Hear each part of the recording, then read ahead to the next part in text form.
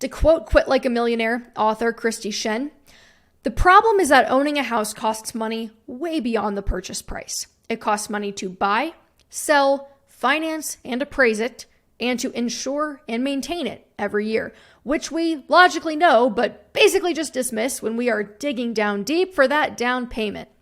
So the average American family, right? They live in their home for 13 years rather than for the full duration of, say, a 15 or 30-year mortgage. So most American families never outright own the house that they live in.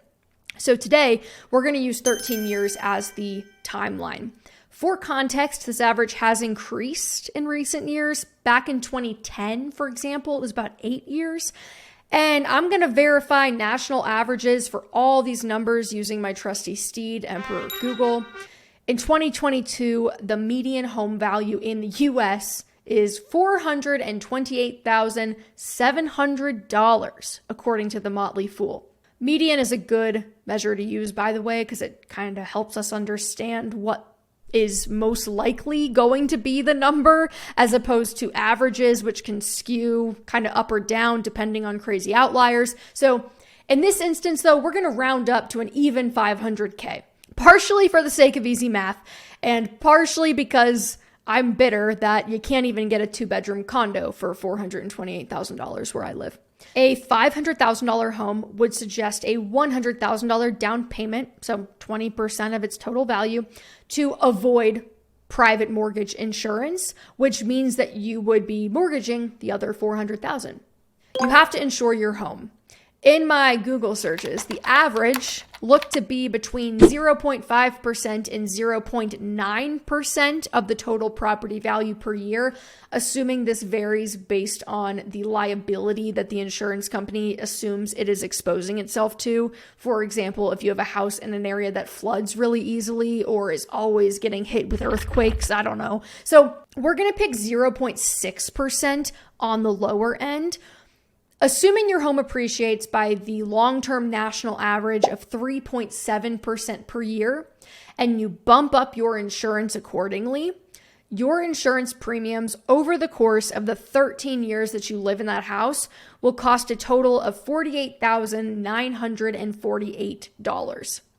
Now, I calculated this number by determining the increase in the value of the home annually and then multiplying the home's new value by that 0.6% figure per year to determine the annual cost of insuring the new value of the home. That way you have enough money from insurance to replace it in the case of total loss. And that's how we got $48,948 over 13 years. Next, let's talk about property tax, because this is one that can really make or break calculations depending on if you live in a high property tax area or a low property tax area. Predominantly because this is an unrecoverable cost. You paying taxes on this property does not build equity in the property. It's just like a sideshow, right? So depending on where you live, it can be kind of a fat bill. The annual national average is about 1%. So let's do some more arithmetic. Assuming that your property taxes are going to be recalculated by the county every year, and like I said, that home is going up in value by 3.7% per year, carry the 1, dot the I, cross the T. Note that some counties are going to reappraise on different timelines, by the way. It varies by, it's very hyper-local, but let's say it's every year. You're going to pay $81,581 in property taxes over the 13 years that you live in your home.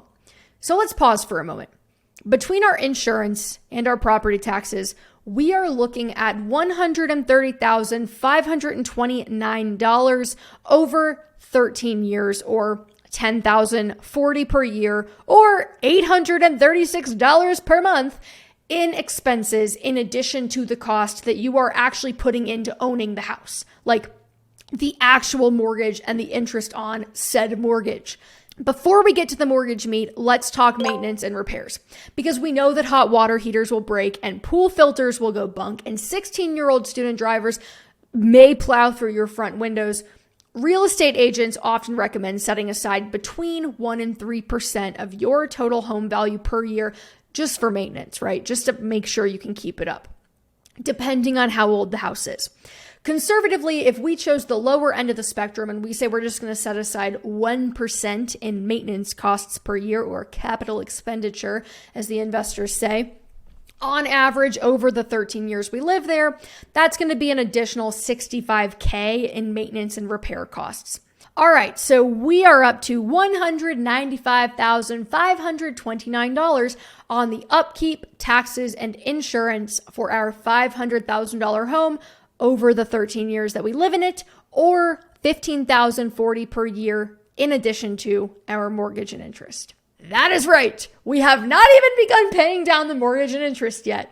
That is an average monthly cost of roughly $1,253 toward what we call unrecoverable costs, or costs that do not build any equity, in the same way that rent builds no equity. Here's where shit takes a dark turn in 2022. Now, this is a pretty simple calculation, so let's assign the new national average interest rate. According to Bankrate, as of August 2022, the average U.S. mortgage rate for a 30-year fixed mortgage was 5.95%. This factor will seriously impact these numbers as you run them for yourself, so I suggest using the rates that you are actually being pre-approved for when you run your own scenario through the old calculator. As a refresher, we are mortgaging $400,000 after putting $100,000 down.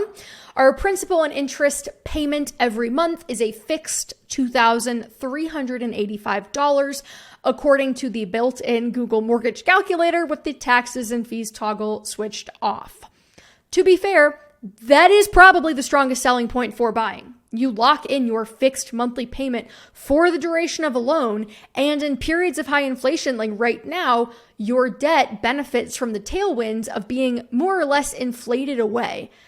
Owning is a good inflation hedge through and through, and when we run the numbers for this scenario, we know without a shadow of a doubt what we are going to pay toward our mortgage and interest each month in year 1 and in year 12. It does not change as rent does. There's not this fluctuating happening. But as you have likely deduced by now, that $2,385 a month does not tell the whole story. And we wonder, well, how much could all that other shit cost? Surely it's not that big of a deal.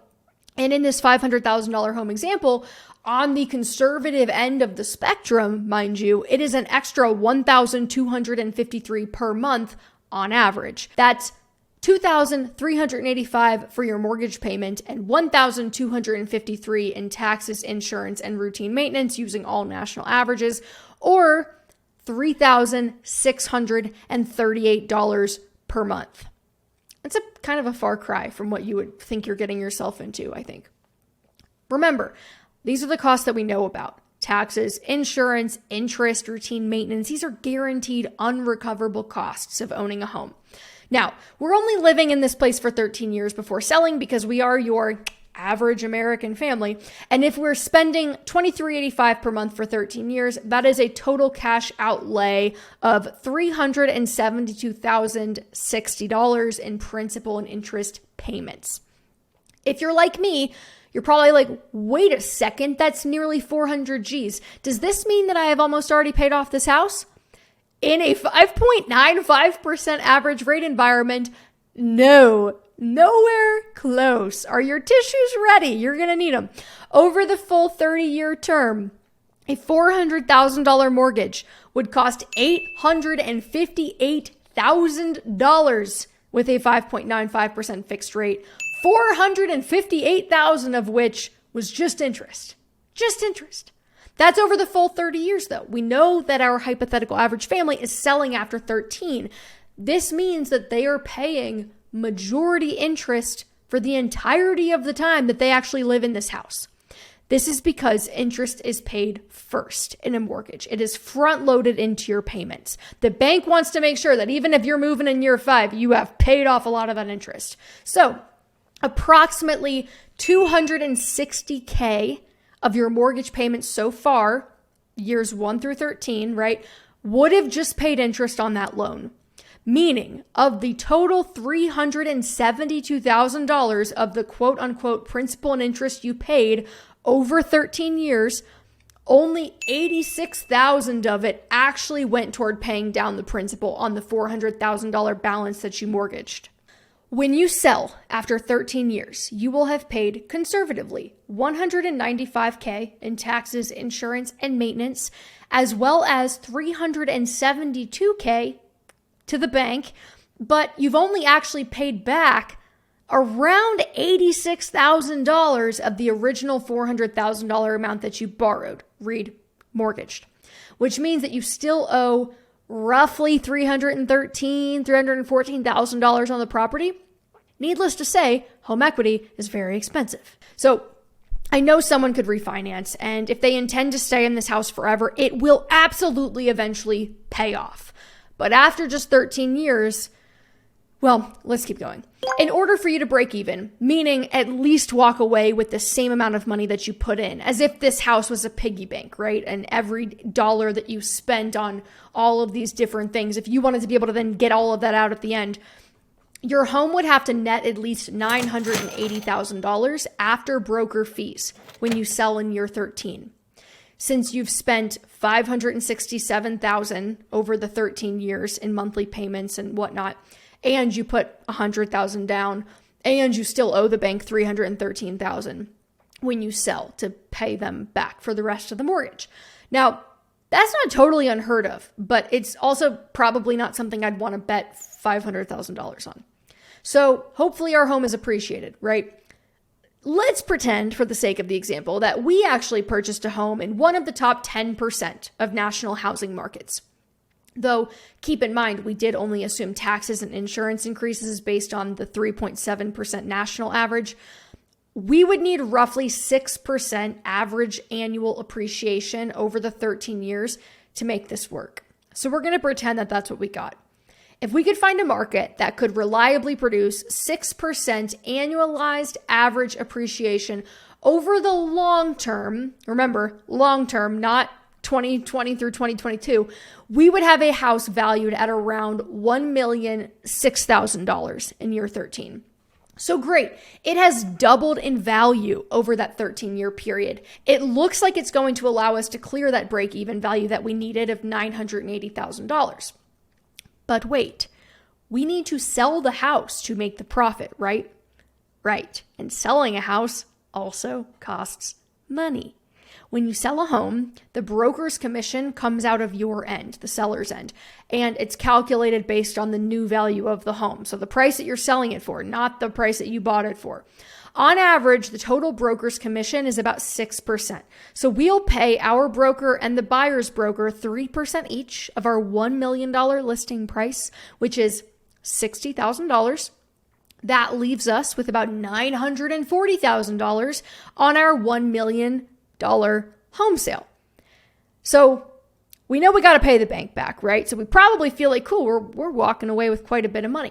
Except we already know from all the costs that we've been paying over the last 13 years that we actually need to clear roughly $980,000 to break even or to walk away with the exact amount that we've put in over time without owing anything extra.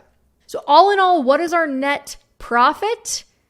Well, we can add all this up and see that it adds up to $1,040,000, offset by the price that the home can fetch at sale of $1 million after 13 years of appreciating at 6% per year. Again, keep in mind, had it only really appreciated at that national average we've been using of 3.7%, it would have been worth about $733,000 at sale. So it is a good thing that we doubled our money and made $1 million in our home sale in one of the hypothetical fastest appreciating real estate markets in America, because after 13 years of glorious home ownership, using all of the average costs and rates, we are at a net loss of about $40,000. Now, of course, we did have a place to live, and that is the true value of having a home. Absolutely. But we don't have any more money than when we started with. That's the point. In fact, we actually have $40,000 less. Our profit on our home that we bought for $500,000 and sold for $1 million 13 years later is negative $40,000. And we excluded certain expenses that don't apply to every state. like land transfer taxes, lawyer fees. We also totally ignored closing costs, which can easily exceed $10,000 on a $500,000 home or $20,000 on a $1 million home. 2% of the total value is pretty common. So 2 years ago, when rates were just under 4%, you probably actually would have come out ahead in this situation, but now not so much. And remember, our house doubled in value in the time that we lived in it, and that is, statistically speaking, kind of rare. The point is there's a lot going on under the surface, and the monthly mortgage payment you can see is just the tip of the iceberg. This is why I am personally so hesitant to buy property, because I know that if I can rent that same type of home for even $23.85 a month, which is the same cost that our hypothetical family paid for their mortgage alone every month, I will have spent $446,981 in rent over 13 years if my rent increases by an average of 3% per year, which is customary. So that's a net loss of $446,000 compared to a net loss of $40,000 if I just rented and did not invest the cost difference. But this is a rent versus buy analysis, so we are going to dig in because obviously that number sounds horrible until you consider that my $100,000 down payment went into the stock market instead. And the difference between my cost to rent over 13 years, $447K, and the aforementioned cost to own over 13 years, excluding the down payment, $567,000, is about $120,000. In other words, by not buying a home, I was given the opportunity to save and invest the additional $120,000 cost differential that I would have spent on the house's recoverable and unrecoverable costs along the way. Had I chosen to invest that amount, equally distributed as monthly contributions over the 13 years at $769 per month, I would have made a decent amount in the market. If you assume a 8% return before inflation, which is standard historically speaking. So $100,000 is my initial investment in the market, and then that difference of $769 per month incrementally over 13 years at an 8% annual return before inflation, you end up with $470,000 in the market after 13 years. So you would subtract your amount that you spent on rent, $447K, from $470K in your investment account, and you see a net profit of $23,320, as opposed to our net cost of 13 years of ownership of roughly $40,000. So we're talking about a $63,000 difference as a result of renting and investing.